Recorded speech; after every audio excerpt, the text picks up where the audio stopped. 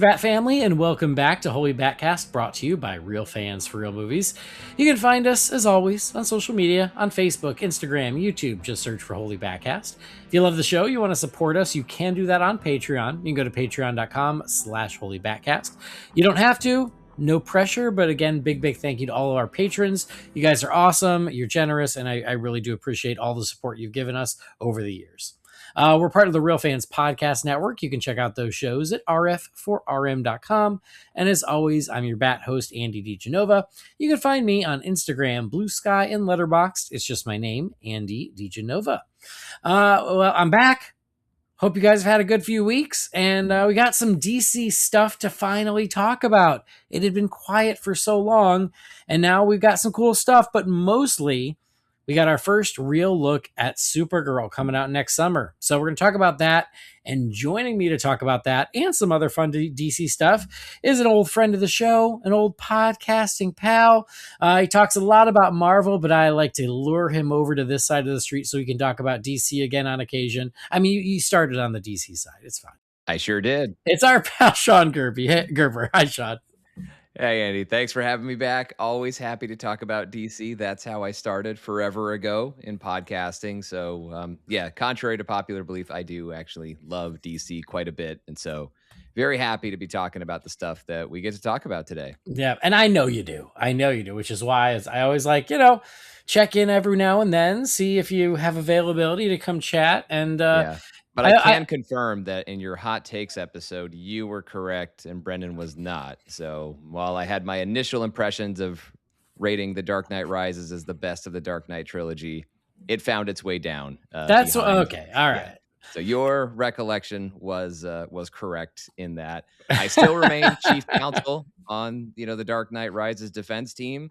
But as I said, even when I was rating it over the other two films in the trilogy, as I said back then, 13 years ago, I was already splitting hairs. And when I kept splitting the hairs, it just leaned in a different direction. It happens. Yep. And well, I'm glad I remembered correctly. And in the moment, I was like, well, you messaged Sean, but you were obviously busy. So thank you for setting the record straight. Ha. I was paying attention. But I mean, I really like that movie too, so it's fine.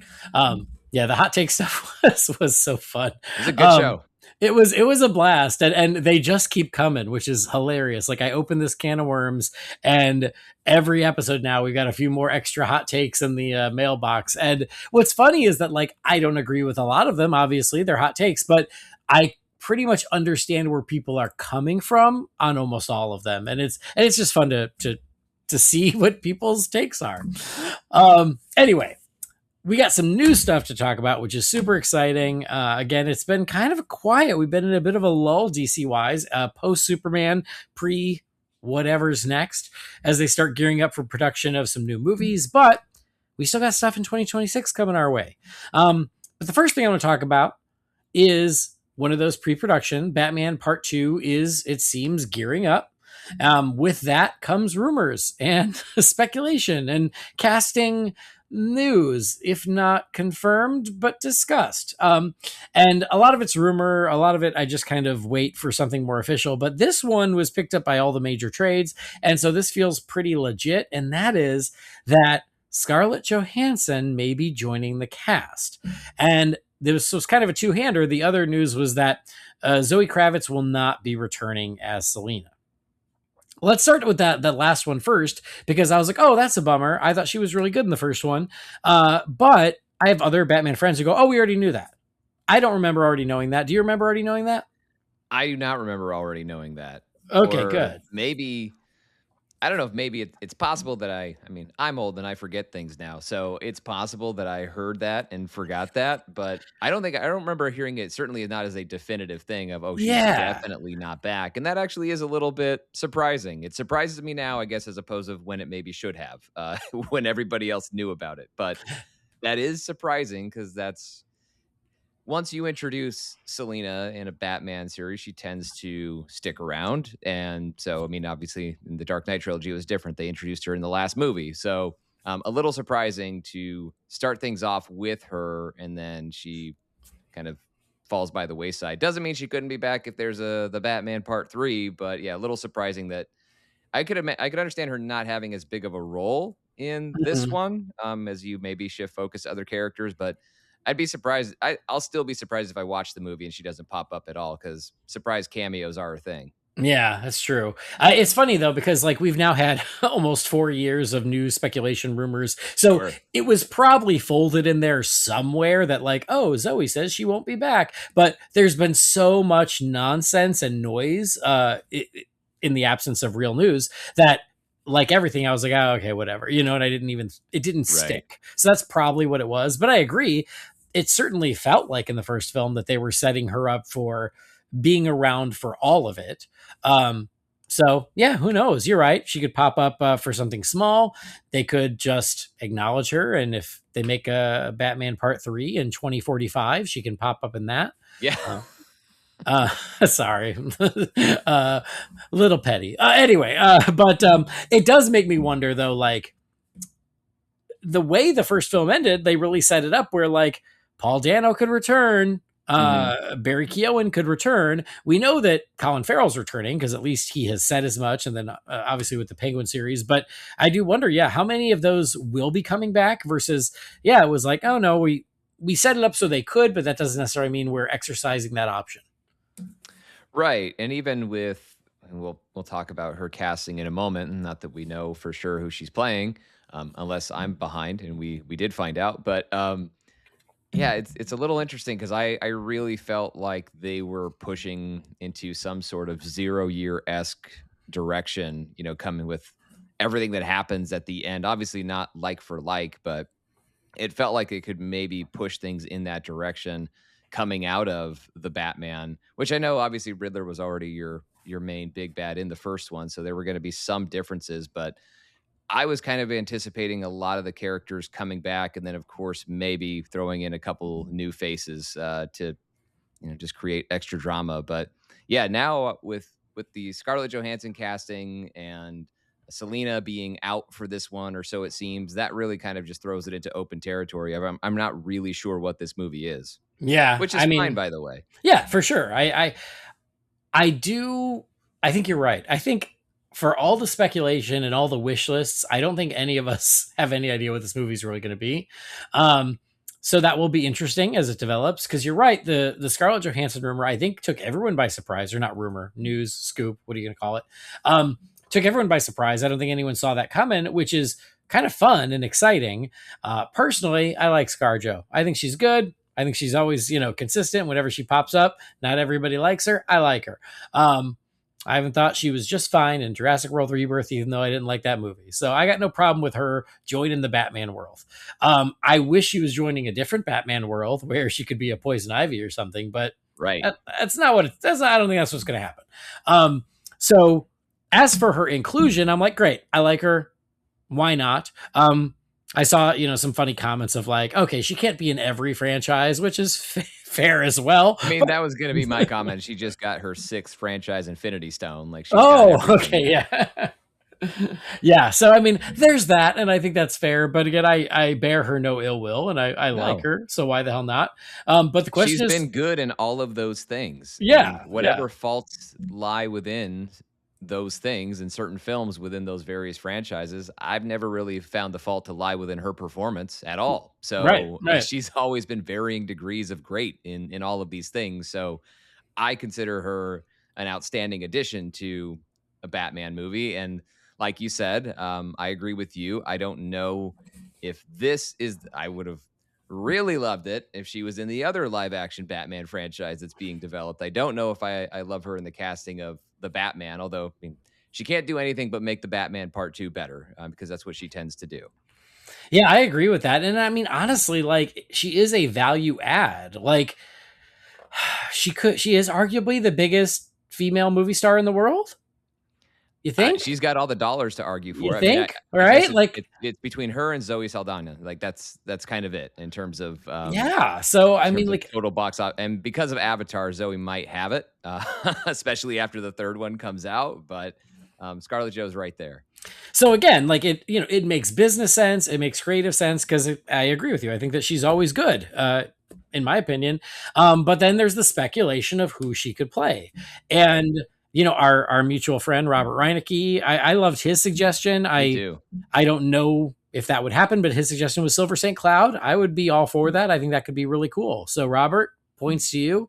I'm down for that. And a character who fits well within Matt Reeves' world without asking Matt Reeves to alter his world and his take on the Batman. I think I mentioned when we found out about the casting, dead ringer for Poison Ivy, but that's not the character I would want her to play in this franchise. Because I remember the arguments, by the way, when we would try to think about all the different villains that could work within Nolan's realism.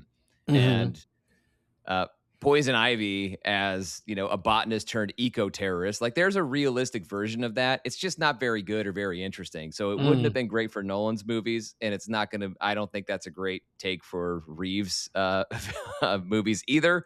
So the character that she looks the most like is the most automatic casting suggestion is not right for this world, but that's fine because it just opens up the door to other possibilities.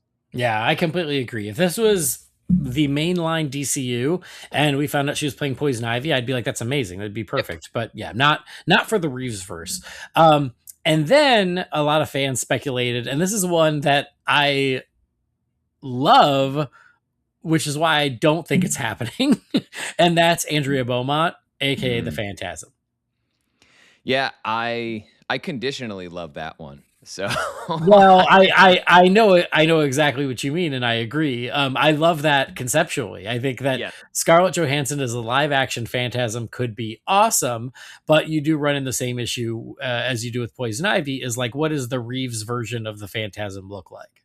Right. Although what I will say about the Reeves version of the Phantasm is that ultimately, spoiler alert for a 30-plus-year-old movie, but there's no real superpower there. And so there's, it's certainly not nearly as fantastical of a character as a Poison Ivy. So to offer Phantasm through a realism lens, I think is much more doable and not nearly as tall of an order as it is for Poison Ivy. So it does fit. I mean, a lot of the Phantasm was the mystique of that character. It's not so much, I feel like, a realistic version of Phantasm doesn't work because outside of the normal performance upgrades that animated characters always have, even Batman jumps way higher in animation than he does in live action. Aside from that, there's nothing really that's all that super about Phantasm. So I think that works. I just think that there's also what makes the Mask of the Phantasm work is that there is, and it's not just the obvious that it's a romantic interest for Bruce Wayne. Everything about that movie is romantic, and it's just littered with romanticism all over that movie. And I love that so much, and that is its charm.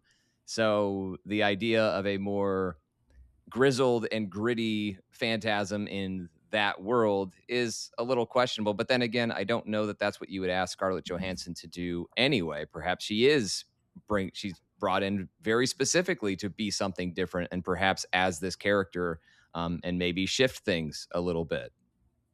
Yeah, I mean, and I think Reeves did say that the villain is one that's not been realized in live action, so this also fits that order. And it's an interesting idea, and it was one of those ideas that when it came up, I was like, oh, I leaned in. I'm interested in that. It just depends on which route it goes, because I understand all of your points, but one wouldn't think a bowler hat would be too fantastical. And yet for some people, I guess it is. So I also think that a personification of the Grim Reaper might be a step too far for the sensibilities of the universe. Could be. I could be wrong, and I'm happy to be proven wrong, but thus far I have not been. So I love that idea if that were the way it went. But again, I think that's just fan speculation and wishful thinking because she kind of looks like Andrea Beaumont. I just think that we are, fans collectively, and I say this lovingly because I'm saying we because we all do it. We're all part of it. Our imagination often not as good as the people who actually get to go make this stuff. And so, we tend to match, what they look like the most, and especially hair color when we go in for fan casting. When there's an unknown for a role with a famous actor. So Poison Ivy is an automatic choice to throw out there, but Andrea Beaumont is almost as obvious. Yeah. Well, and also like we always go for the marquee characters, the ones we know, because of course we would, but a lot of these times they're like, oh, so and so is cast, and we all have our speculation, and it's like, oh, it's a new character. They made it Yep. up. And It's wishful thinking is it's Rachel Dawes. yeah, Oh, yeah. great. Well, wishful thinking informs it too, right? Yeah. And to Reeves' point of saying that, having somebody who's never been adapted in live action, people have wanted to see a live action Phantasm in a Batman movie because amongst Bat fans, that animated classic is popular. Understandably so. It should be. It's amazing. So the idea of seeing that character in a different way in live action, it's a prospect that has excited fans for a long time. So I'm not surprised to see this pop up on the list. I didn't immediately think of that. I immediately moved in the direction of Poison Ivy, and then Robert said Silver St. Cloud, and I was like, oh, that's better. And then I kind of stopped thinking about it. But then when Phantasm came around, I was like, yeah, that makes total sense. That would be cool. Yeah, completely agreed. But over the past day or two, a new rumor has emerged, and that is of Glinda Gold, who is Harvey Dent's wife from The Long Halloween. And this is the one that I was like, oh, that actually rings true to me based on the Reeves verse. That's the one that feels like, oh, I could totally see him going that route. So of the speculation that's out there, this is the one to me that seems the most realistic. Again, could be nothing, could just be a fake scoop, could be bad info, who knows? But it's the one that I went, you know what? I wouldn't be shocked if that's what it is. It's a really good guess based on, as an alternative, right? Because the most obvious guesses are going to be super villain type characters. And then you think of, okay, well, what if it's somebody, and to your point earlier of, no, it's just Rachel Dawes. So right. Who fits that mold, and where are we in the timeline of the Batman universe? We're kind of time for Harvey Dent / Two-Face. Yeah, there's an opening of the DA in Gotham. Yep, but that's also what makes me less interested in it, because I don't need Harvey Dent in this movie. I really don't. We did that. Yeah. Part 2 of a Batman trilogy already centered on Harvey Dent becoming Two-Face. So I don't necessarily need another version of that. And I say that as The Long Halloween is my favorite Batman comic book story ever. So I absolutely love and adore that book or that series. But I already saw as much of a version of it as I needed to see in terms of a live action adaptation in The Dark Knight. I'm not even if Reeves wants to pull more from the comic books than Nolan did, that still doesn't really ring as the most interesting possibility to me, because I'd rather see something I've really never seen before than see a different version of something I've seen before. Yeah. Same page. I agree with all of that. And I feel exactly the same. Like, it very well might be this, and I would not be shocked if it is this. It's just a lot less exciting than some of the other options. Like I said, Silver St. Cloud, Andrea Beaumont, heck yeah, I'm down. If it's Glinda, I'm okay. Well, we'll see. Time will tell as they continue to gear up. Again, I believe they are still slated to start production in April, so we will hear more as it goes. But something that is in post-production, I can't say finished production, but it's in post, is Lanterns. And I know you and I have talked about Lanterns before. Yes. And just this week, we got our first glimpse, and let me emphasize the word glimpse, right. of footage from Lanterns. And it's exactly what happened last year when HBO Max did their coming up in 2025, and it was like 3 or 4 shots from Peacemaker. And it's like, yep, looks like Peacemaker. Okay, great. This was there coming up in 2026. Here's a glimpse of Lanterns. And it's just a couple of quick shots of guys in coats. Of Kyle Chandler and Aaron Pierre as Hal and John in coats in a car, and a car driving off a cliff with the ring on the dash. And again, it's maybe all of 4 or 5 seconds, maybe. Yep. But it is a look. So, well, and more important than a look, it's a setup, right? It's a setup for John grabbing that ring off the dash and using a construct to save himself, right? At least that's the hope, and the hope that we actually see that. Yeah. Not a smash cut to the aftermath.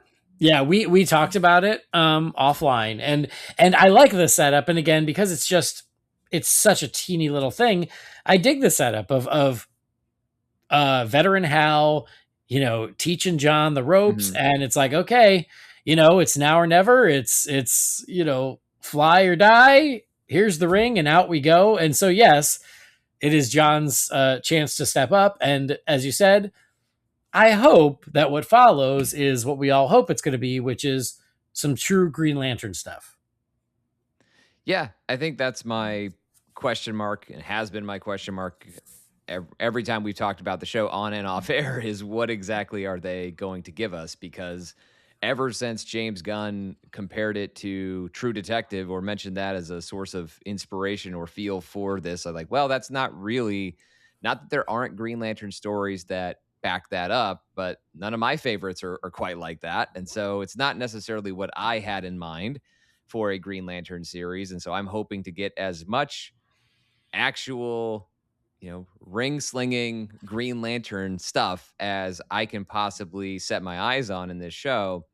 And so I really hope that this setup is part of the first episode and it sets us up to see a lot of cool Green Lantern stuff, you wielding those rings. That's what I really want to see.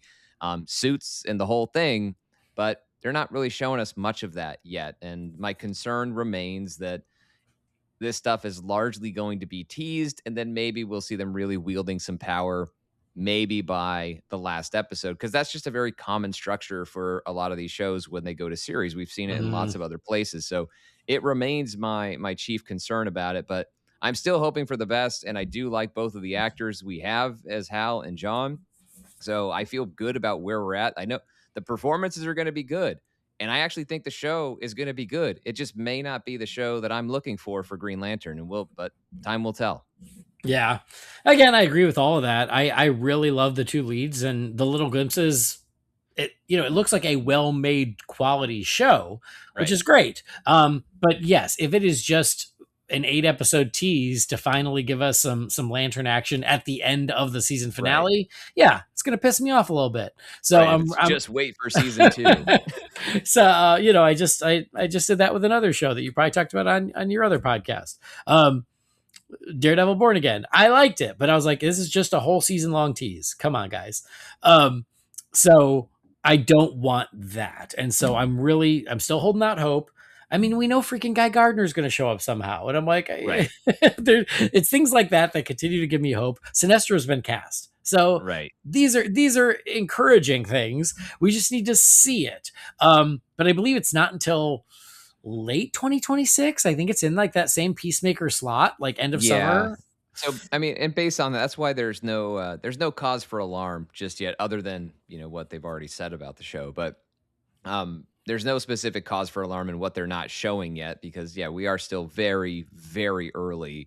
And even for Peacemaker, it took a while to get that season 2 trailer, even though it was a season 2 show. So I don't expect them to show us a whole lot more of Lanterns for at least a few more months. Yeah, I agree. They have bigger fish to fry in the meantime, which is the last thing we want to talk about. But I'm still excited for Lanterns, but you and I share the same concerns. I just really, really hope that they're going to deliver for us. I mean, what gave me the most hope was seeing Guy Gardner in Superman this year, of like, okay, so like somewhere we understand what this is, right? Yeah. Hey, right. So it's it's all part of the same world. So if Guy Gardner gets to show off his ring skills, then surely Hal and John will get to as well, and we'll get to see it. Mm-hmm. Yep. Agreed. But they've got a kickoff promotion for the big movie of the year, and that is Supergirl. So they have done what they did last year, which is going into the holidays, they released the first Superman trailer. So this year, going into the holidays, they released the first Supergirl trailer, which is smart. A lot of the studios want their big summer tent poles being shown in front of the holiday movies. And so Supergirl is no different. Directed by Craig Gillespie. Milly Alcock is Supergirl. We got our little tease of her in Superman last summer, but now we got our first taste of what the Supergirl movie is going to be, which is exciting. It was one of those things where we hoped it was coming, and here we are. We also got another poster. So we got an initial teaser poster right after Superman, but now we got a new one of her kind of in the coat, and it's Truth, Justice, whatever is the is the tagline, which I actually think is pretty fun. I appreciate like the messier super logo that they're using for her. Yes. So I dig the poster. I think it gives the attitude of what the movie is going to be, as does the trailer. So I dig that. And then we got our first teaser trailer. So, thoughts?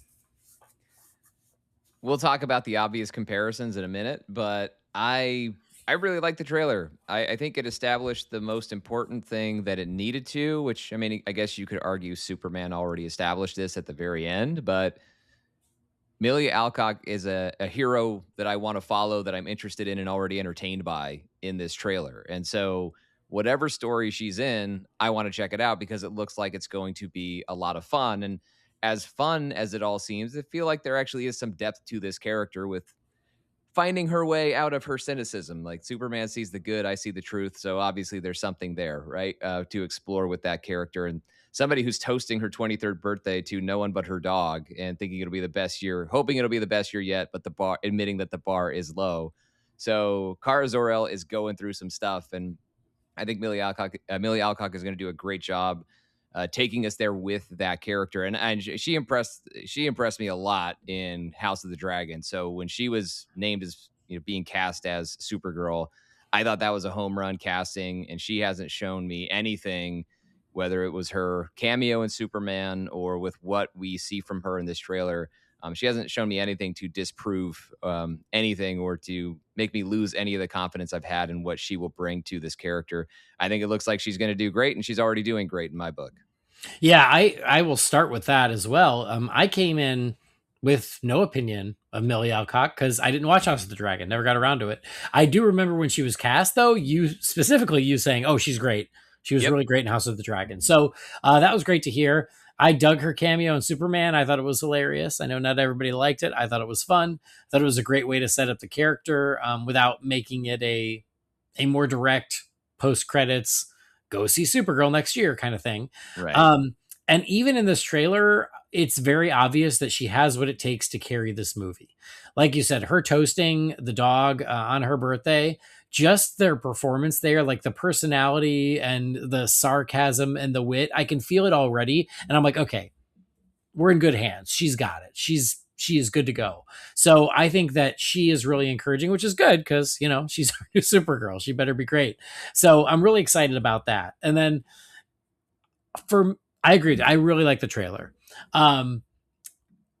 Again, I don't love everything about it, but I really like it. I think it looks really fun. It's got a lot of energy. And what I like about it is so distinctly different than what we had in Superman this summer. Right. And I think that's really important. And I think that's really great and like you said, it's right there in the quote in the trailer of, what is it? He sees the good in people. He sees the good. I see the truth. Right. Yeah. She's just the more world weary, a bit cynical, at least where she is in her life now.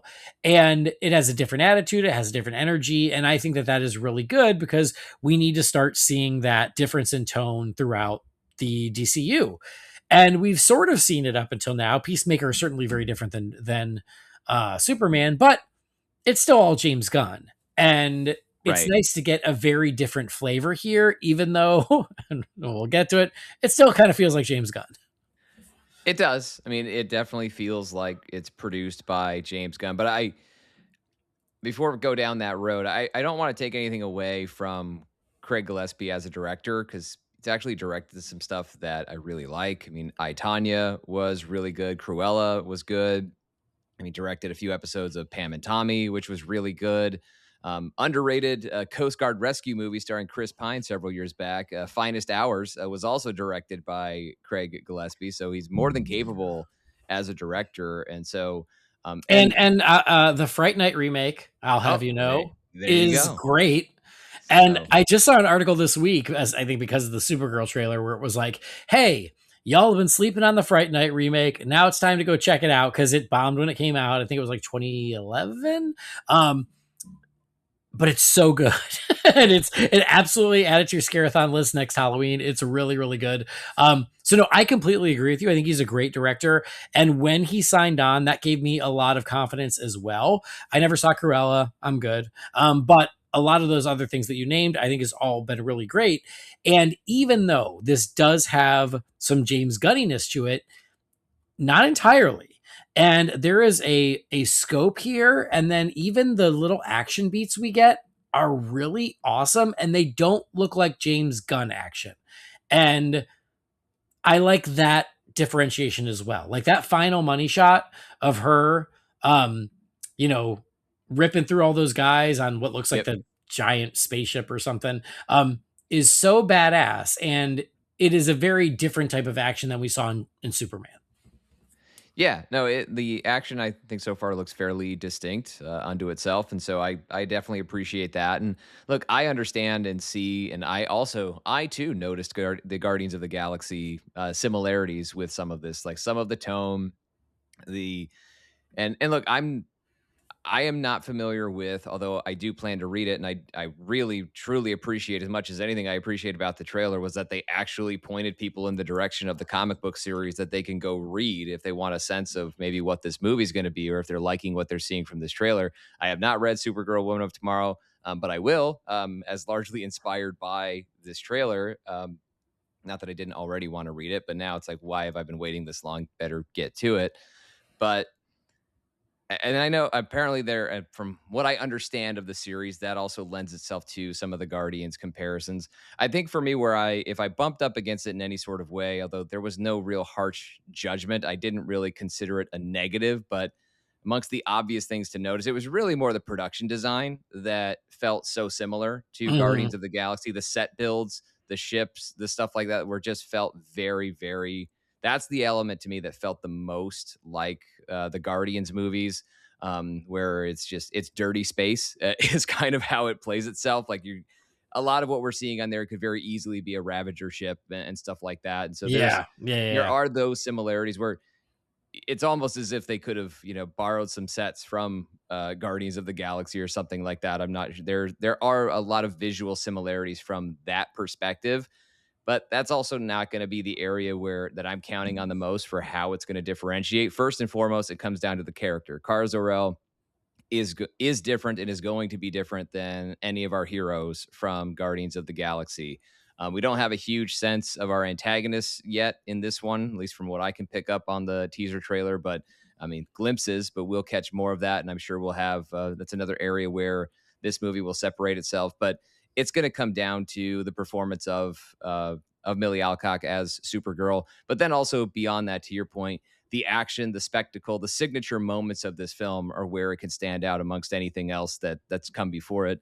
And every superhero movie has to find different ways of doing that anyway. And a lot of superhero movies have overlapping similarities with one another. These are maybe a little more specific when we're talking about the production design perspective, but it didn't really hurt. That it was something to notice and observe, but it wasn't something I felt the need to judge or criticize. It was fine.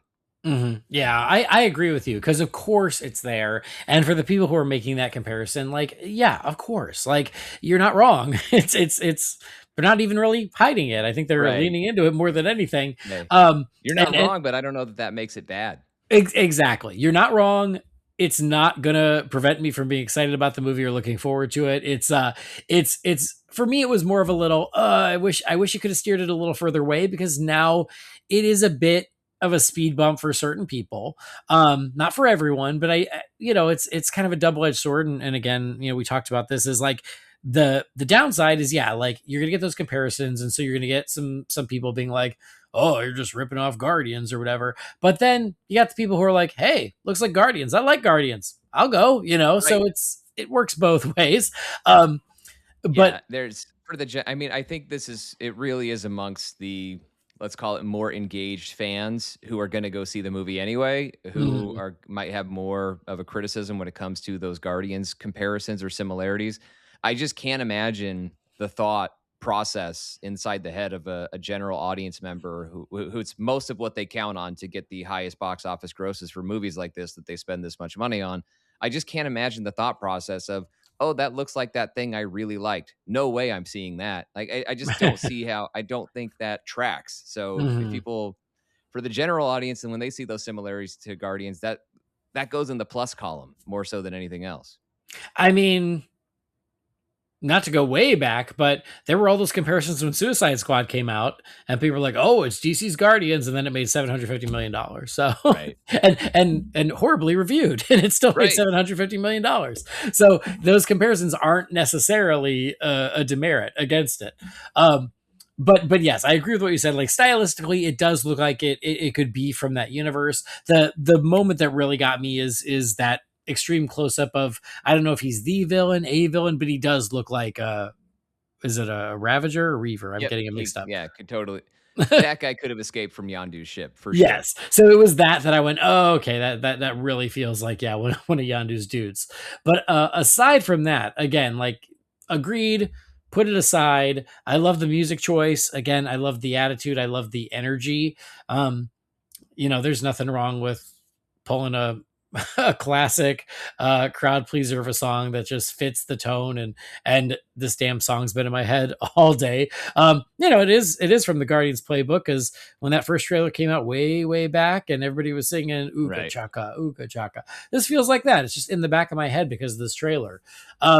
But yes, there is still so much else to differentiate this, and for me the more important thing is differentiating it from the other DCU projects and making it feel like its own thing. And I think that it is achieving that, because even though it does feel kind of like James Gunn, it does not feel like Superman. It does not feel like Right. Peacemaker. It doesn't feel like Creature Commandos. It still feels like its own thing. And I am excited for what Craig Gillespie is going to do with it. I am too, and I think that's a really important point about that, especially the difference between Superman, because why do I want to go see a Supergirl movie if I already like Superman, and Supergirl is just more of that, except it's Supergirl instead of Superman? If you're going to make a Supergirl movie, let her be different, let her attitude be different, her world, her environment, her whole style of her movie be different. And I think that they established that in this. For all the similarities that there are to Guardians, there are just as many and more pronounced differences between this movie and Superman. And I think that's the more important thing. And I also want to say, even though we can look at some similarities in the sets and stuff like that, and some characters, and say, well, this is a little Guardians-esque or whatever, or maybe more than a little in some cases, it's also still just the teaser trailer. This is a limited cross-section of environments and sets that we have seen from this movie and the footage that they have shown us. So there can still be plenty more that we see that Kara Zor-El explores that looks nothing like any place we've been to with the Guardians. Yeah. Yep. There's still so much more to discover. And I was going to say, I love creatures. I love aliens. I love stuff like that anyway. And so, to get that in a superhero film, I think is also really fun, because even just the glimpses that we're getting here, I love the shot of her surrounded by these guys with all the laser sights on her, and her, saying, "This isn't going to end well for you." Right. I'm ready to watch the rest of that scene right now. Yeah, no, absolutely. That looks like it's going to be a total blast. And I know we also caught a glimpse of Jason Momoa as Lobo in this teaser trailer, which I kind of geeked out about a little bit, even though totally knew that was happening and part of this movie. But just to see visual evidence of it gives it that tangible sort of feel to it, even though it's not. It's visual, can't hold it, but still can catch that figurative grasp of Jason Momoa as Lobo. And that's another thing that goes in the plus column for this movie, because I think that's going to be a lot of fun too. I think that was perfectly handled, because you want to tease it without giving it away. And I think just that one shot of mostly seeing him does that, while still keeping the spotlight on Supergirl where it belongs. Correct. Yeah. And I think that was great, because it's like, oh God, he looks great. And, we'll get more later. And so, I think that has a lot of potential, to be a scene stealer. It's one of those castings that, people are talking about forever, because it's just too perfect. And even in the quick glimpse we get here, it's like, yep, looks exactly like Lobo, as it should. And I can't wait to see more. Yeah, and he is going to be a scene stealer in the movie, which is why you don't give him the opportunity to be a trailer stealer. You Yep. want Yep. Supergirl to get all the attention coming out of this first teaser trailer, so they set that up perfectly. Yeah, really, really well done. Because not all that long ago, I got an email that was like concerned. Oh, are they going to try to sell Supergirl just on Lobo? And I'm like, well, I don't think so. Because even though Momoa is a star, it's not like Lobo is some huge draw aside from Right. us nerds who already know who he is. So I think that acknowledging him, teasing him, great, but it's not like you're gonna build it on him anyway. You got to get people excited about Supergirl, and this trailer does that, at least for me. And then you also get quite a bit of, I believe the character's name is Rose. Right. Like you, I also have not read Woman of Tomorrow, so um, I am not quite spoiler free because I've heard people talk about it, but I know that it is very much a Kara and Rose story, and so getting glimpses of that too. It's nice that she's going on this adventure with someone other than Crypto. But I'm not going to lie, it's nice to see Crypto back too, who I know plays a big role in the comic. Yeah, eventually you need someone who can talk back to you as For a scene sure. partner. So For sure. that really helps out. So the CG dog can only do so much. And whatever real world dogs, all the best dogs in the world who play Crypto on set and visual reference and all that stuff. But yeah, I clear that Rose is going to be a mainstay throughout this movie, and the character is interesting, and I'm looking forward to learning more about her and where she fits into the story. But when she was asking Supergirl about Krypton, that also pointed to Kara Zor-El's mindset in terms of, Hmm. Hmm. if you pair it up with that line about he sees the good in people, I see the truth, the way she talks about the fall of Krypton, of it, Krypton didn't die in a day, the gods aren't that kind. And so I think that points to the jaded nature of where this character is. As funny as she may be, it's all because of cynicism and the hurt and everything that she feels of what happened to her home planet. And I think some of what she's feeling is going to be based on, well, what happened. But I think there's also this idea that Krypton didn't die in a day. And if she sees the truth in people rather than just being able to see the good, she probably sees Krypton, she probably saw how Kryptonians contributed to Krypton's own destruction. And Hmm. she probably has some feelings about that. And maybe that's why she doesn't have such as many romantic ideas about Krypton as perhaps Clark would have wanted to. Yeah. And it's those moments that, show the other side of the character, and gives a little more of that emotional core, which I think is so important too. So that's always encouraging, just getting glimpses of that in the trailer of like, okay, great. Like, you got to get me with the eye candy, but then you also got to get me in the heart. And I think that this has the potential to do that. I totally agree. I think they're set up there in the teaser trailer to show that it's not just it's not just like laughs and dogs peeing on newspapers and getting partial credit. Like, it's way more than that. That there is going to be depth to this character, and that is teased as much as anything in this trailer, which I really appreciate. Yeah. We get a great money shot of her hovering there, with the sunlight behind her in her suit. And here is my other concern, and it goes hand in hand with my Lanterns concern, is that we get very little of the suit in the teaser trailer. We just get it there at the end with her, floating there, and then that final action beat, which again, I think is totally badass. I just hope it's not one of those movies where she's not in the suit until the very end. I mean, the suit's there underneath the trench coat, it looks like, in a lot of these scenes. So I kind of feel like as soon as um, the action gets underway, that the coat gets in the way and is then removed to be out of the way. And so we just see Supergirl in costume. I don't necessarily come away from the trailer super, no pun intended, concerned about that. I don't think we're going to see a lot of the suit in terms of how she just generally walks around, but I could also understand why she wouldn't just walk around with she's not Superman trying to represent something to everyone who's looking at her all the time. So I think that her kind of hiding that a little bit, but then when it's time to fight, when it's time to get into the action, then yeah, she's just in the suit, no coat.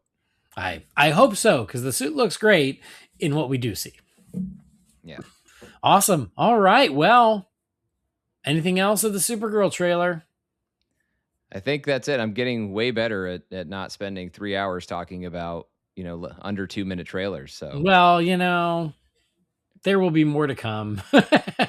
And right now, I think that we're, again, mostly on the same page. It looks very good. I'm really excited. I'm intrigued. What I like most about it is that it feels very different from what we just got. And I think it's it's a nice change of pace, and Milly seems to be bringing it. So I am looking forward to it, even though, again, I understand a little bit of the naysaying about, like, the comparisons, but for me, not an issue. I'm really looking forward to this one. Same. Cool. Well, you're going to see this in front of movies all holiday season, and then we'll get a new trailer sometime, probably in the spring. But the movie itself is coming out June 26th of next year. So, yeah, week before 4th of July.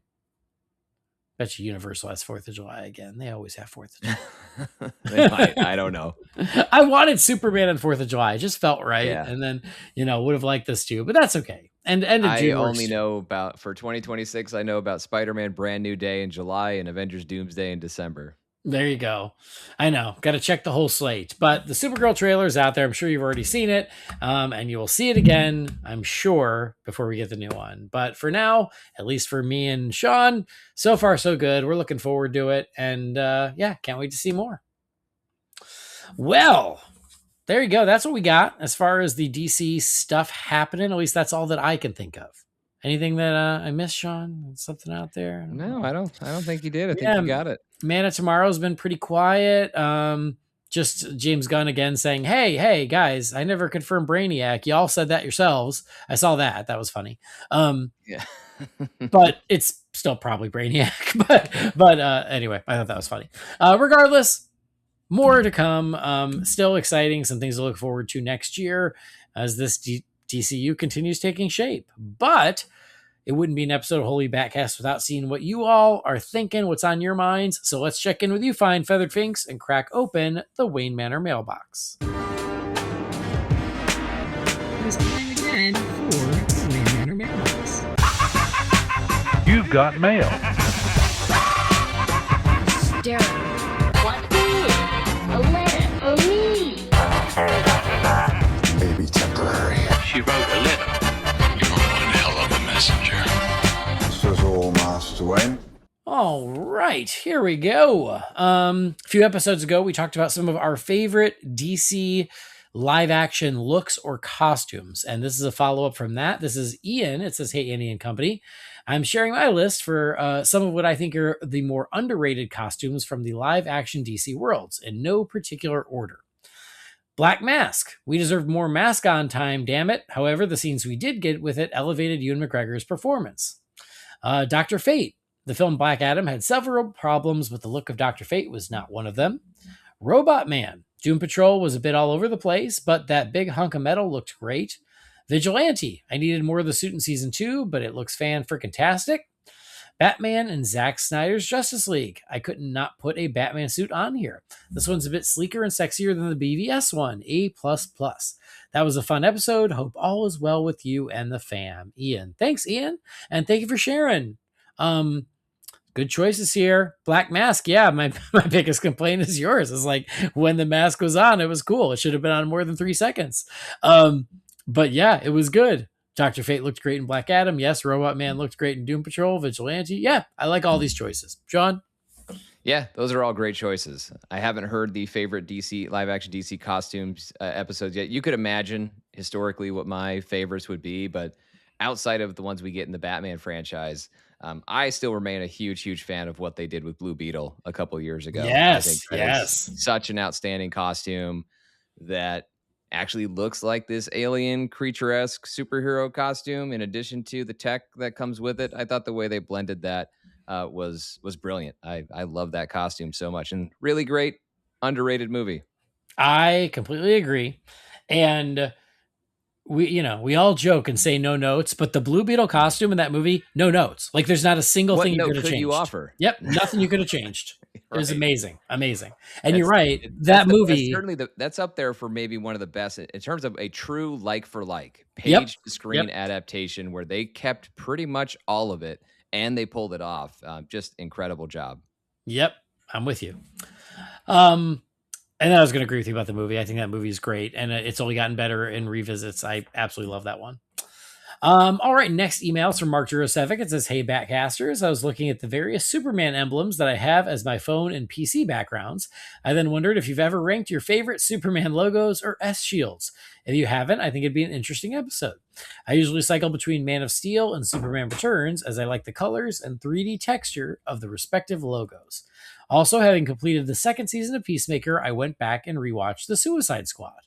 It was an interesting watch as I paid particular attention to Peacemaker, but also some of the members of the 11th Street Kids that ended up in the series, and it also gave me a better appreciation for the movie.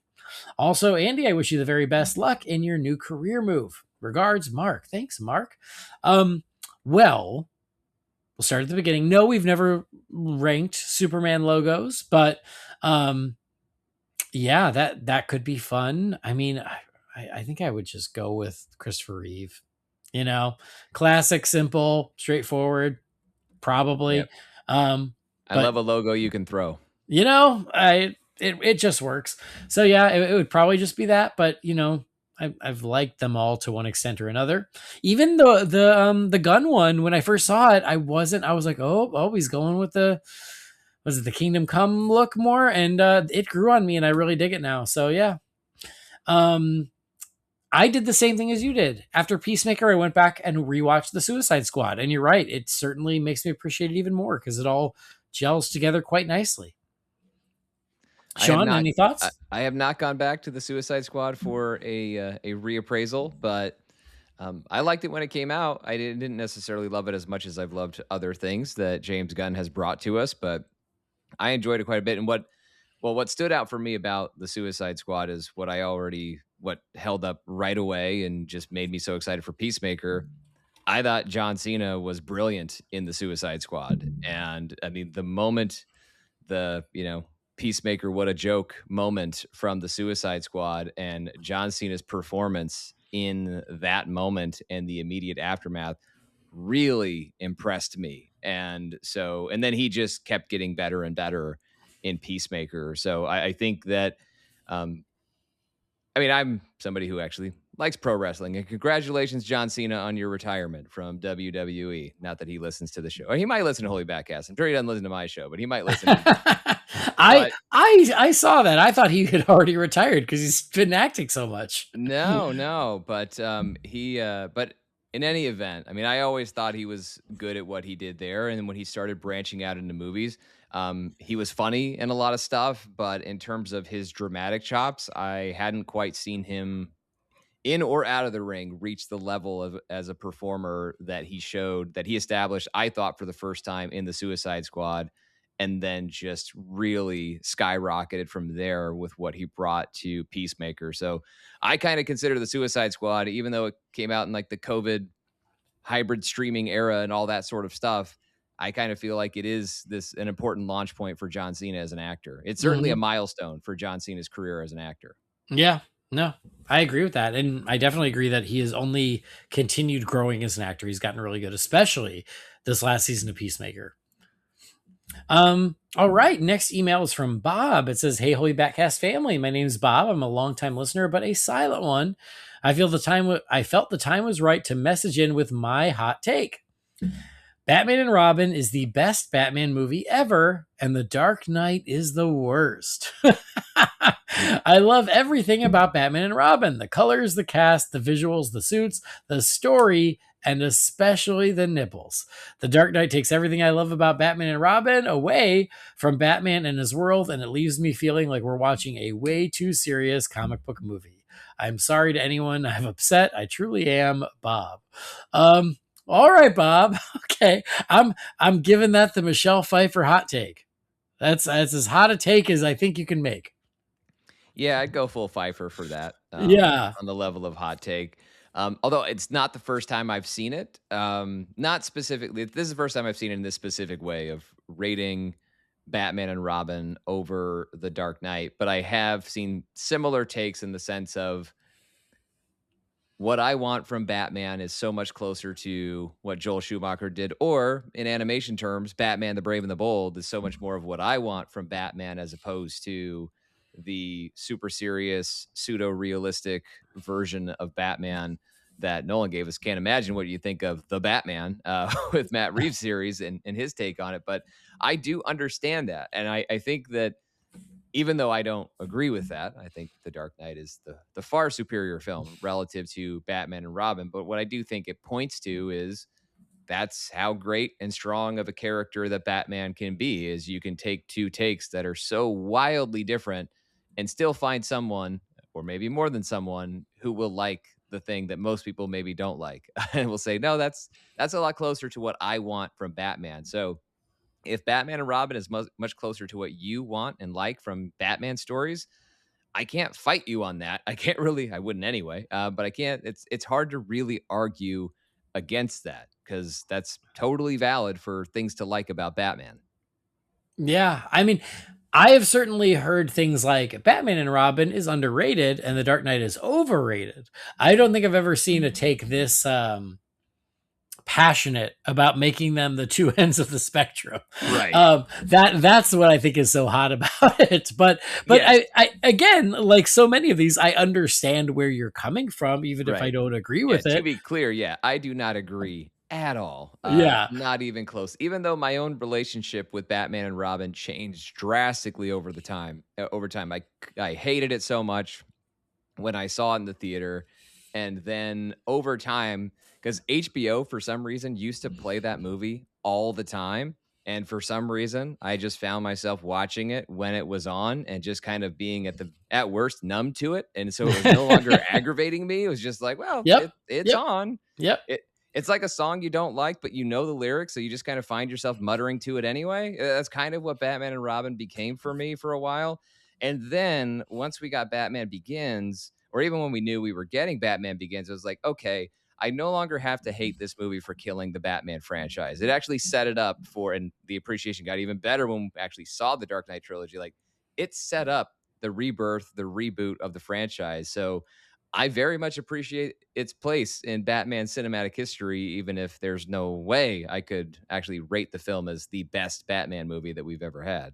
Yeah, no, I completely agree with that, and I've said that a lot over the past couple of years of like I have found my peace with the two Schumacher films, and I will happily pop them on and just kind of accept them and enjoy them for what they are. Because you're right, like that anger, you age out of it, and Yeah.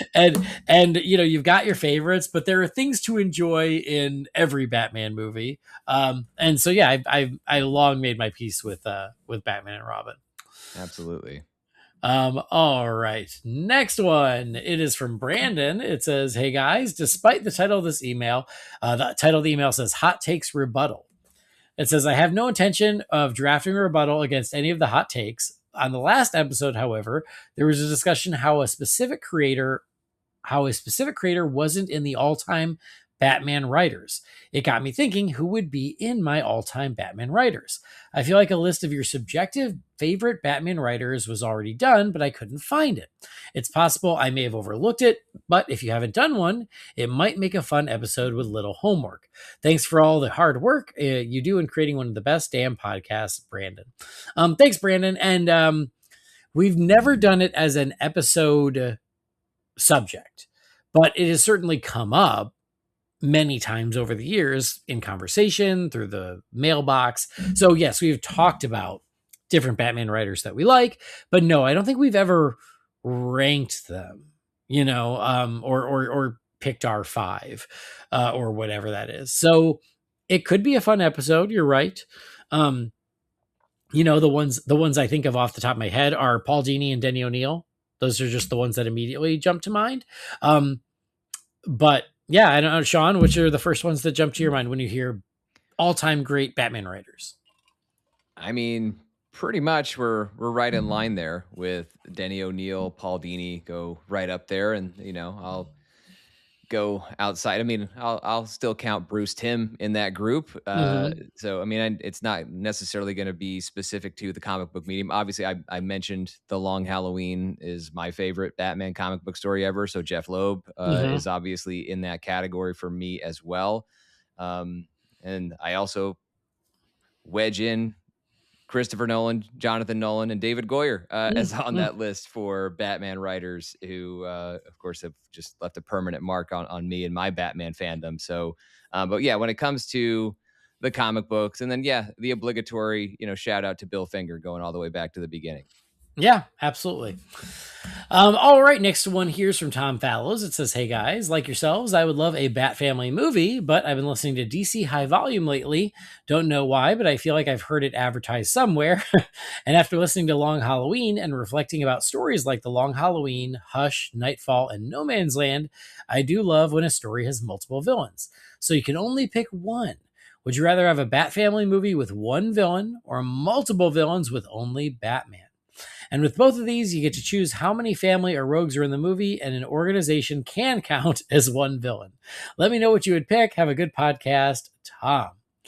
And then P.S. This is Brendan. Brendan, if you're listening, it says, "If Brendan could only watch one thing on repeat, would he choose the entire Batman Beyond series, including Return of the Joker, or Lego Batman?" Well, Brendan's going to have to let us know. I would bet he would say Batman Beyond. That's my guess. I would also take an entire series on repeat over one movie. Yeah, because you're going to get more variety that way. Yeah. Yeah, and the amount he dislikes Lego Batman, I think, is way more than he doesn't care for Batman Beyond. There But you go. that's my guess. All right, so a Bat Family movie with one villain or a multiple villain movie with only Batman. This is easy for me. I don't know about you, Sean. I'm gonna lean Bat Family with one villain just because we plainly have not had it. We have been treated to multiple villains in Batman movies. Granted, not on the level truly of what we would see in the comic books from Hush or Nightfall or No Man's Land, but those are all stories we've seen. Well, minus Hush to some extent, but those are stories we've seen various versions of and been adapted to a certain extent. So multi-villain Batman movies have happened, granted not on the scale of those, but Bat Family has only really kind of happened-ish like once with Batman and Robin. Yeah. And even if we want to squeeze Batman Forever into that, and not particularly well either of those times. There are good multi-villain Batman movies. There isn't a good Bat Family movie. So I'm taking Bat Family versus one villain. Yep. I figured you would, but you pretty much took the words right out of my mouth. Yeah. We've had plenty of multiple villain movies with only Batman. We've gotten that. We've never gotten a true Bat Family movie. So yes, give me that. We can certainly find a villain who is a big enough threat to go against the Bat Family. You know, Ra's and the entire League of Shadows, they could take on the Bat Family. The Joker and his whole gang of clowns could take on the Bat Family. But yes, I think that, you know, that would definitely be more unique and more fun, and we're overdue. All right. Yeah. Next one is from Stephen Marshall. It says, "Hey guys, hope you're doing well. I've been thinking about Batman's no-kill rule and how it's become such a major talking point in recent years. What I don't understand is why this debate seems so intense now when it didn't feel like a major issue before the Nolan trilogy. I know people do isn't quite like that he killed the... sorry, I think there might be a typo in there, but whatever. It isn't quite like that he killed the villains in the Burton Schumacher films, but that always seemed to be more about because they couldn't bring those villains back. When I joined the forums in the 90s and early 2000s, I don't recall people ever talking about it. I'd be curious to hear your thoughts on why this particular aspect of Batman suddenly became such a defining point of discussion. Do you think it was because of the Nolan movies? Secondly, regarding Man of Tomorrow and that Brainiac confirmation a few days after, there was some supposed leaked info on actors testing for the role, including David Hyde Pierce and Claes Bang. Now, while that has to be taken with a pinch of salt, it's very similar to what we heard about David, Rachel, and others testing for roles in Superman. So I think it's pretty much a dead certainty that it's him as the villain, although my kids probably could have guessed that. Any thoughts on who you'd like to play him? And lastly, Joe brought up a casting slate for a strong female, and while a lot of folks went right to Wonder Woman, I went right to Maxima, who's an integral part of the story in the Brainiac story arc. Panic in the Sky. Plus, knowing Gunn and his love of lesser-known characters, it seems to fit. Thoughts? Anyway, keep up the great work, and good luck with the move, Andy. Kind regards, Steven. Thanks, Steven. All right. So the Maxima thing, what's funny is going back and re-listening to me and Joe's conversation. I thought the same thing, and I didn't bring it up at the time, but I was like, oh, like, tall, athletic female character. If they're doing this Man of Tomorrow movie, Maxima would make perfect sense. So I think that is very likely. Again, I would still love Wonder Woman, but there's no guarantee that would be the case. So I think Maxima, I could definitely see that happening. Sean, any thoughts on that? Not particularly, no. I mean, it makes sense. So I think it's a good fit for having that character based on where we're at right now in the story, or where we think we are, which James Gunn insists he hasn't told us. So yeah, I think that tracks, and that's a good fit. And it certainly doesn't have to be Wonder Woman. Yeah. And along those lines, the whole thing about James Gunn saying he hadn't confirmed Brainiac, he also in that, I don't know if it was a tweet, it was on one of them threads, something like that.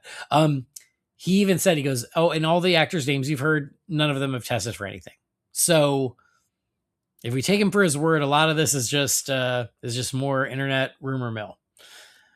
And James Gunn tends to be a teller of truth about what's going on, and especially when he's saying what's not going on with his movies. So yeah, the Russo brothers, you can't trust as much with what they tell you on social media. James Gunn typically has kind of built that on his social media engagement with his audience of when he tells you something's not happening, that's not what's happening. Doesn't mean it won't or it can't, but if he's saying it hasn't happened, then it hasn't.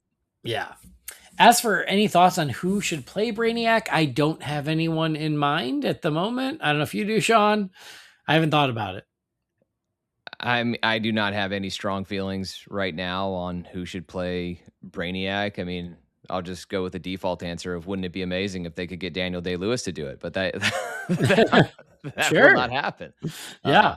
Highly unlikely is how I would count that. So yeah, I don't have a strong opinion of I don't have much of a wish list built up for Brainiac, but I tend to trust James Gunn when it comes to casting and also the people that he works with. Because famously, as he said, Chris Pratt wasn't his first choice for Star-Lord, didn't even want to test Chris Pratt for Star-Lord. And then Sarah Finn and company snuck him in and they got the right person. So James Gunn and team will find the right person if Brainiac is in the movie, which Brainiac is definitely in the movie. Yeah. And then finally, the no-kill rule. I will say, as a lifelong Batman fan, I do remember there were some complaints with the Burton, especially with the Burton films back in the day. Mm-hmm. They were the minority. They weren't that big a deal, but yes, I do remember even then there were people being like, "Oh my god," and Batman set that guy on fire. There just was no internet to amplify the conversation. Yeah, I think that's a big part of it. But do I think the Nolan films also amplified the conversation? Yes, because it was such a big story point in those films that it's become an even bigger conversation than I think it was prior to that. So it's not like it was not around prior to that, but I do think that the Nolan films made it, an even bigger topic. What do you think, Sean? I think so. And I think it's also the way it's who Batman killed and how he killed them. I think that went a long way in the Burton films, maybe not getting as I think most of the reason why they didn't catch as much for it as maybe the Nolan films did is because there was no internet to boost the conversation and just add to everyone being really mean to each other about comic book stuff. So I really think that's where most of it comes from and why the Burton films weren't subjected to it. But I also, when you break down like how Batman actually kills, he doesn't throw the Joker off the roof. He tethers him to a gargoyle. Yeah. You could say that you could argue that what Batman was really trying to do is just prevent the Joker from getting away. He didn't know the gargoyle was going to slip off and drag Joker down to his death. What I remember people being most upset about at that time is, why is Joker dead? Yep. Including me. Right. Yeah. Why is Joker gone? That sucks. Like, he was great. Like, why is this over? But for the more anonymous Joker henchmen, those are the ones that he just directly dispatches, and that's that. And then even a little more indirect means when we're also talking about Batman Returns, unless we're talking about anonymous henchman type characters, which we were not maybe thinking as much about those poor henchmen as we should have been. So it wasn't as much of a conversation back then, but I also just don't think the forum just wasn't the same. But it was a conversation. It did happen. But I also think that other things happened in terms of something like Batman the Animated Series came out, and that became a lot of folks' impression of Batman, which brought it back to a version of Batman who wasn't going out of his way to kill people. And even the Nolan movies, I remember there being so much debate over even that, because even the way he kills isn't even like actually, again, not throwing somebody off of a roof. I won't kill you, but I don't have to save you, which, by the way, I still sign up for and I agree with. Ra's al Ghul disabled the train, by the way. So I stand on that he didn't kill him. He just didn't save Ra's from a fate of his own making. Moving on to The Dark Knight. Yeah, he saves Gordon's kid. He doesn't kill within his... That version of the rule actually isn't spoken aloud as I don't kill. It's I'm not an executioner. He doesn't actually execute anyone in the Dark Knight trilogy, at least as far as I can recall. So, but that brought into the rule, right? And I actually think because Nolan made it, parsed his words in a certain way, full on semantics, that is also what blew up the argument. Is like, what does it really mean to have a no-kill rule? Because it's a lot more, the line is much more clear in a lot of other Batman adaptations. Nolan left himself a little bit of wiggle room, and where there's wiggle room on the internet, there's plenty of space for people to fight about it. Yeah, well, and I think that it's funny because you're right, like, especially the Burton films, even then, I think these days it even gets over exaggerated, by certain Batman fans, but at the time it was like, it was never really part of those movies. And if you're looking at like action movies in the late 80s, early 90s, yeah, it was more about the fist pump of like, hell yeah, look what Batman did. Right. But again, even then I remember like early on in Kevin Smith's career, I remember him saying Batman would never shoot missiles at anybody, because of the end of Batman 89. So again, it was there for Batman fans, but this as a big mainstream Batman movie at that point in time, people were used to their action heroes taking out bad guys. And what Batman does in those two movies is still far less than anything John McClane did or Rambo or anyone else. So I think that, yeah, like in the greater cinematic landscape at the time, and because those movies never made it a plot point, I think it was very easy to just let it go. The difference is the Nolan movies make it a plot point, and then it causes you to start looking closer at all those moments you just mentioned, and therein the debates start happening. Well, and I also think that when you're starving, it doesn't really occur to you to complain about the food. And so when we had no Batman movies, when all we had for live action Batman adaptation was Adam West, which I love, but that was not what a lot of people wanted from Batman. When you finally got something like Batman 89, yeah, there were certain things that even as a little kid, I was questioning, like when he blows up the plant and like all those henchmen are in there. I'm like, doesn't really seem like something that Batman would do, but I'll allow it because the rest of this movie is so awesome and I'm so happy that I have it. So there's also that as we get more of the stuff we like, then we also tend to be a little pickier about it. And the flaws that we're much more ready to forgive when we've never had the thing that we've wanted so bad. We're not as forgiving moving forward because now we got plenty of this stuff and we get to be choosy. So it goes back to we're so spoiled. We don't even know it. All right, let's move forward. It's another hot take. This one is from Imad Alaguz. It says, Yo, Holy BatCast. Ooh, this will be fun, Sean. The Nolan movies were strong overall, but Batman himself was the weakest part. Bale was miscast, the villains constantly outshone him, and let's not speak about his mouth. It just doesn't work with the mask. Nolan also popularized his version of Batman to the point that it's hurt the broader Batman narrative, and for many people, what happened in those films is now treated as canon. So there it is. All righty, Mod. Thank you for sharing. I think it's hot. I think it's a hot take. I don't think it's quite Michelle Pfeiffer, but I think it is hot. Because I have seen a little bit of shade thrown at Christian Bale these days, which I can't get on board with. I can't ride with that, but I have seen it. That some people have fallen out of love with Bale's Batman.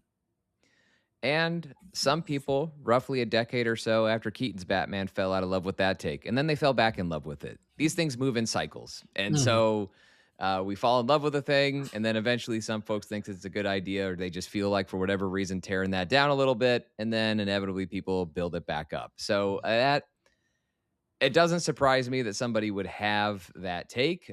Yeah, it's not Michelle Pfeiffer level of hot for me.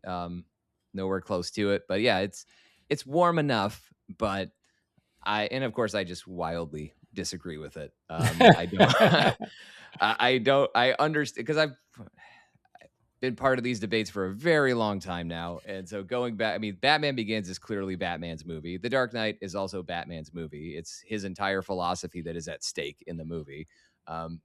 It's his moral compass and everything that he does ethically to be Batman that is at stake. And yes, The Dark Knight Rises, for better or for worse, is also totally about Batman. So that take, I just don't think truly holds up. The only one you have close to an argument on that is The Dark Knight. But in terms of screen time, in terms of emphasis, it's still Bruce Wayne / Batman's movie. A lot of people just happen to have the most fun and maybe have the most memorable scenes or stuff largely involving the Joker. But that's because you had an Oscar-winning, legendary, iconic take with Heath Ledger's brilliant portrayal of the Joker. So, and then as far as Bale as Batman, I didn't know the mouth thing was a thing, so I never really had an issue with the bottom half of his face that we got to see when he had the mask on, and he was absolutely brilliant as Bruce Wayne. So I'm a huge fan of the Dark Knight trilogy, obviously, and what Bale did in those movies are quite firmly about the character they're named after. Yeah. The one thing I will say, Emad, is your final point there about the Nolan version of Batman becoming so popular that for many people, it's now the only way. And we've talked about that a bit on the show before. It's something that Jamie has said too, which is I do think that there is some truth to that for some people. Is that because of those films' part in cinematic history and how huge they were and how influential they were, there is a subset of fans who are like, well, that's the only way to do Batman. And I completely disagree with that. And I do think that is a little bit of a victim of its own success there. Because I think that as much as I also love those films, I think there are many ways to do Batman. Right. But I get that point. I get that point as well. It's just not the first or worst example of that in terms of its effects. The Dark Knight Returns, informing the way Batman has been largely written for decades after that story, as historical as it was, that's done a lot more. I mean, and I know it counts as a smaller piece of the culture because comic books are not as big as movies and there aren't as many people in the comic book conversation as there are the movie conversation. But in terms of informing not only how generations of fans view the character, but also continue to be perpetuated by people who write and draw the character, I think has had way more far-reaching effects on Batman than anything, any version that the movies have offered. But I do still take that point that on a smaller scale, even though movies are bigger than comic books, yeah, I understand how the Dark Knight trilogy has informed how a lot of people think and what a lot of people think about Batman. But I actually don't feel that's something that's really enduring. I mean, I know that there are a lot of fans who like what Matt Reeves did with the Batman and are huge fans of it. And I'm not saying I don't like it or anything like that. It's just it's not the version of Batman that I was looking for a few years ago, that it most excites me. So for as many people as there are, as many fans as I know who are huge fans of that film, and more power to them for loving that movie so much. But for as many fans as I know who are huge fans of that movie, because it's basically doubling down on, air quotes, realistic Batman, I know just as many fans who think, okay, that's nice that that's over there, but there's still so much more to Batman's world that we haven't seen. And there's a lot of Batman fans who want to see what we haven't seen. And that includes what Nolan gave us in the Dark Knight trilogy. I think there's enough fans out there, even general audience members, who are aware that Batman is adaptable, that Batman is for different generations, different audiences, different tastes. And so we haven't even seen it put to the test. Like, we have not seen a fantastical live action cinematic Batman and that's with all due respect to what we got from Zack Snyder's era, because even though he was in a more fantastical world, it's we didn't really get into it with the characters from his world. He was kind of in other spaces with Superman and Wonder Woman. So in terms of really going crazy with the world of Batman, the mythology of Batman specific to the Bat family and the Rogues Gallery within Gotham City, we can't say that audiences aren't up for that because of the Nolan movies when nobody's even offered it to them in the first place. No, that's very fair. Well, I could keep going on that, but I'm not gonna. That's a whole episode. It's a whole episode. But yeah, fair enough. I'm just waiting for someone to have the courage to do that. To give us that Batman and let us reward it. Yeah. All right, next one is from Rob. It says, "Hey guys, I read something on Facebook saying that Netflix has purchased Harry Potter, Lord of the Rings, and the DCU. I usually take everything I read on social media with the largest grain of salt, but I wanted to hear what you guys think. Personally, I think it would be good to have all DC content under one roof where I can easily stream it. I currently find it kind of hard to get all the content without paying extra. Also, I wanted to weigh in on your hot takes." See, I told you, Sean. I told you. Number one, Tom Hardy's Bane is trash. I can't stand the voice. I hate that it's become so iconic. He's not that big or imposing. Batman would easily kick his ass. There's no reference to his Latino heritage. He's just been whitewashed. He's as close to true Bane as Jeep was in Batman and Robin. Number two, I like the aesthetic of Jared Leto's Joker. I thought it was a good representation of what the Joker would look like in real life. I think the Joker would have covered himself in crazy tattoos that add to his unhingedness. Also, a fun question, what color lantern would each of the Bat family have? Thanks for your time. Love the podcast. Rob from Halifax. Oh, Rob, this is a lot. This is a whole episode worth of conversation. All right. First thing. So, yes, it appears that Netflix is buying Warner Brothers, which includes Harry Potter, Lord of the Rings, DC, etc., etc., etc. That is ongoing, obviously, but seems to be the route that it is going. I'll say I've seen a lot of doom and gloom about this, and I'm a little more hopeful about the Netflix possibility than a lot of other people. Personally, I wish that WB wouldn't get sold, but that was not going to happen. It was always going to get sold. So if it's going to get bought, I think that Netflix is not necessarily a bad place for it to be, because Netflix, their business is in streaming. But they don't have a studio lot and they don't have a theatrical business. And so buying Warner Brothers allows them to expand their business into new avenues that they are currently not in, which I think is really encouraging. To your point, it would be great if I had one less streaming service to pay for. And if all the DC stuff could all be on one streaming service, I would love that too. So there are also some benefits. So yeah, I understand a lot of the concerns about WB being sold, but I think those concerns would be true no matter who bought it, because it means one less independent studio.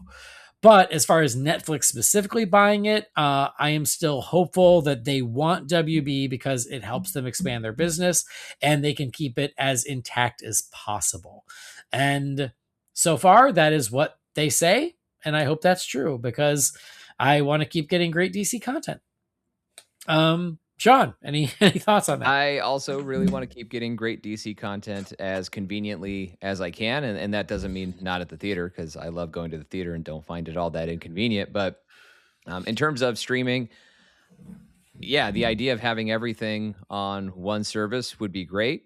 But I think it's also a situation where with respect to all of the matters involving this, what's happening here is that it's less about what we all think is going to happen and the assumptions that we make, and it's ultimately what they actually do in the end. Like, we don't know how it's going to work.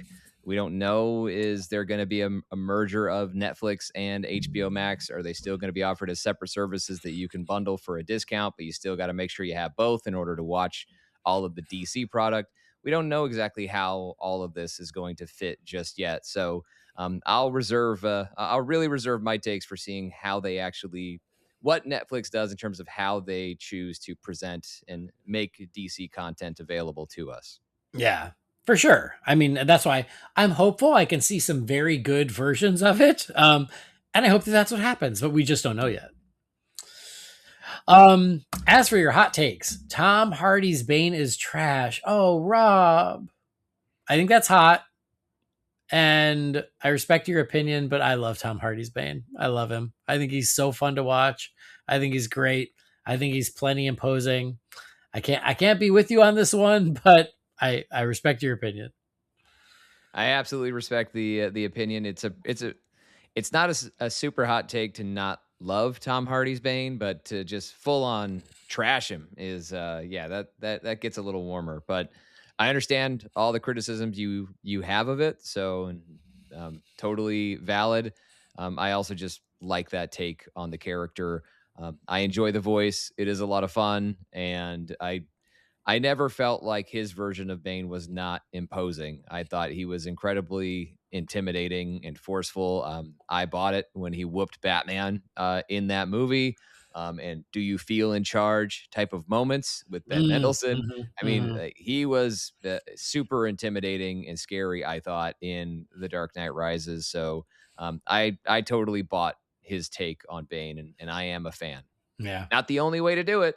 And still a really cool character to do lots of different ways, including stuff that's way more faithful to the source material. But what they did with that character in The Dark Knight Rises and Tom Hardy specifically, I enjoyed and still do. Yeah, I agree. The aesthetic of Jared Leto's Joker. I will say this, Rob. I like it more than most, but I don't love it. I felt like if they took 2 steps back, I would have been totally cool with it. Honestly, just lose the tattoos, lose the grill, and I would have been all for it. I think it would have been great. I just thought they pushed it a little too far, but again, I don't hate it like a lot of people do. So as I still think that's a pretty hot take, because I think most people don't tend to like the way Jared Leto's Joker looked or acted. But yeah, I'm more forgiving of it than most. Sean?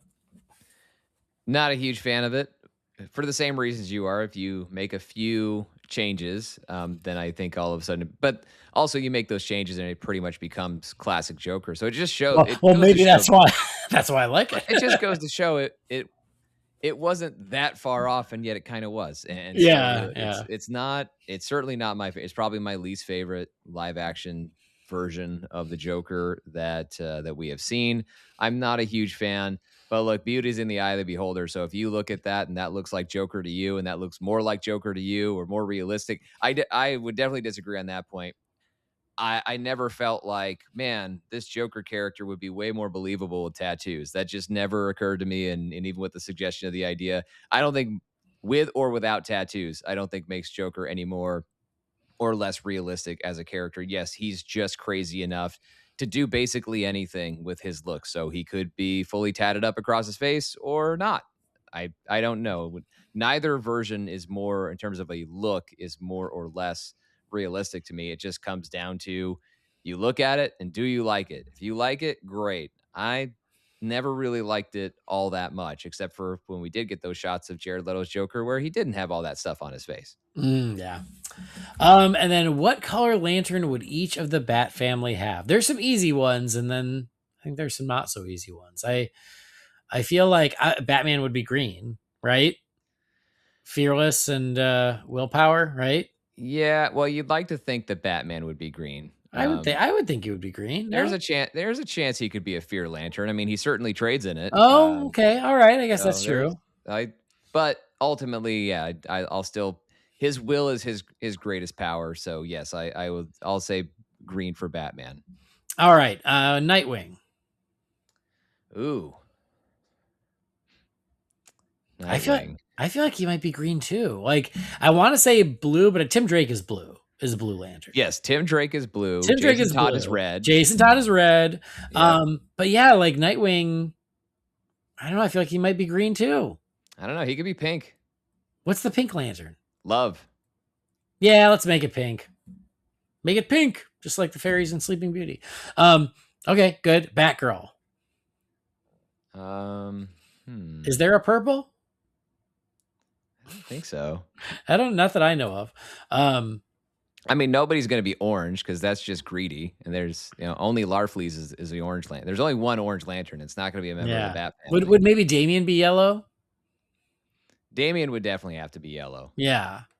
I just Barbara. I don't know. I mean, he could be red, but we've already got Jason Todd as red, so we'll take Damien as yellow. Yeah, I think so. Batgirl.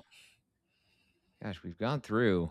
I think we've gone through. I mean, there's also white, but that's also different. There's not like unless maybe they've gone full like White Lantern Corps. Yeah. Batgirl might. I don't know. She might be blue too. She and Tim might share blue. Yeah. I probably more than anything else, I lean towards blue, and I only lean away from it because we already had it taken by Tim. Right. All right. Well, there's your quick lantern. You could definitely casting. argue that they're the two most hopeful members of the Bat family. Yeah, I think so. Awesome. All right. Next one here is from our pal Julian Chan, and it says, "Hey guys, don't expect that I'm the only one to write you about this, but I wanted to get your opinion on the Netflix takeover of WB. Do you have fears, hopes? Does this mean another DC reboot? And will they let Zack Snyder finish his Justice League saga? Cheers, Julian." Thanks, Julian. And yeah, I wanted to make sure I got this one because we just mostly answered it. Do I have fears and hopes? Yes, I do. And I feel like I just said that. Right. But another DC reboot? No, not yet. And that's not just me because I hope there's not another one. I think that's one of the things they want to buy. Right. And all of the people or all of the studios who were looking at buying WB, it seemed like across the board, it was like, oh, we're going to let DC Studios continue doing what they're doing because they're building right now. And this would not be a time to mix it up. So it seems like that seems to be the case, much like we just talked about. We'll see if that is true in a year or two, whenever all these things start happening. But for now, they're going to keep doing what they're doing. And because of that, no, I don't think Zack Snyder will get to finish his saga. Yeah, I don't think that Zack Snyder will get to finish his saga. Aside from what we've already said about the Netflix and Warner merger, I think as far as the idea of another DC reboot, I feel like I read in one of the articles Zaslav talking about an recent extension for James Gunn and Peter Safran. So it's not like it extends for it's not like a athlete contract going for like 5 or 10 years or anything, but they're still under contract for a little while, at least, while this merger takes place. And so it's all performance based, right? It's all going to be results oriented. So if DC keeps right now, so far with Superman, it's been successful. And as long as it continues to be successful, then it's going to keep on going. And I think Superman was successful, and not just in terms of the money, but also just people plainly liking the movie and being excited about it. I think Superman did enough to where even if Supergirl doesn't light the world on fire in the same way next summer, James Gunn is still going to get his chance to keep going. And so, we're always subject to another reboot if the audience loses interest and you have to go back to square one to get them back on board. But that would happen even without Netflix buying Warner. So I don't think there's anything about this that we've been able to detect in what's been said or reported so far that makes me feel like a DC reboot is any more or less likely. It depends on all the same factors that it would no matter who was buying WB or even if WB was not being bought at all. Yep. 100%. Yeah. Supergirl bombs, Lanterns bombs, Clayface bombs, all these things start bombing, then guess what? They're going to start talking about a new reboot. But, that would be true regardless. So agreed. But for now, they have a good foundation. They have a good plan. It's working. I don't think anybody's going to come in and want to throw that out the window. And as far as Zack Snyder and Netflix, I mean, they did Rebel Moon together, but that kind of ended, didn't it? Like they kind of did their thing and they're done. So the other piece of that, and I don't want to go down the whole road because it's its own thing, but it's like, does anyone really think Ben wants to come back and make 2 Justice League movies at this point? Like, I'd be surprised. I love him. I thought he was a great Batman, but I think that ship has sailed. I don't think that, you couldn't even get a lot of that cast back at this point. It's been almost 10 years now, 10 years since BVS and 12 since Man of Steel. So no, I just don't think that's happening. I do believe that these actors care about the work that they do and the roles that they play, but they're not just sitting on their hands waiting to be called to play the superhero again. They're actors who like doing other stuff. And Ben is also a director. So there's plenty of things that he's been keeping himself busy with. So yeah, I don't know that he's just sitting by the phone waiting to get the call to come back to be Batman. Maybe he is, or maybe even if he's not waiting for that call, he would still pick up and could be convinced. But I think it's a lot more than just Zack Snyder in terms of who has to be on board with. Exactly. Yeah. Back up. Yep. All right. There's still a handful of emails, but I'm going to close the mailbox because it's getting late. But I'll save these for next time. It's not going to be as long between episodes, so we'll get to these sooner than later. But closing the mailbox, if you've got something for the Wayne Manor mailbox, you can send that to Holy BatCast at rf4rm.com. And as always, thank you guys. Thank you for sending those emails in. We love hearing from you. We love what's on your mind. We love the hot takes. We love the challenging questions. It's a lot of fun, and we appreciate y'all getting involved. So a big thank you to all of you, and a big thank you to you, Sean. Thanks for making the time tonight to chat, to answer questions, talk about Supergirl and what's coming our way next year. Thank you very much for having me. I appreciate it. Had a lot of fun, as always. Great. Me too. Well, where else can our friends at home find you? What else are you up to these days? Wherever you found Holy BatCast, you can just search MCU Fan Show, and there you will find me.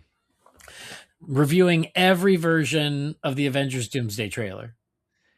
If that's what it takes. Commit to your craft.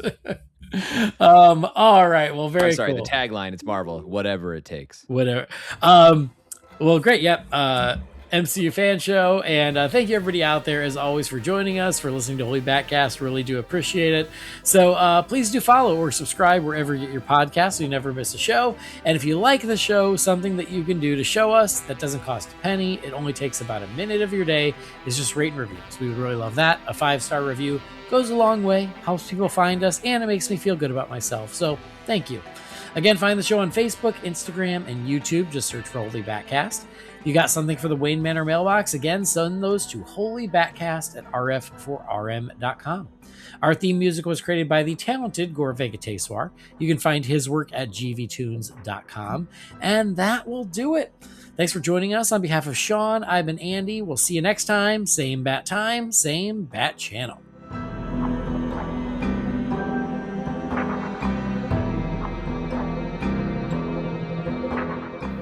Holy BatCast is not affiliated with Warner Brothers or DC Entertainment. The views and opinions shared by the participants are theirs and theirs alone and do not represent the companies or organizations they happen to work for.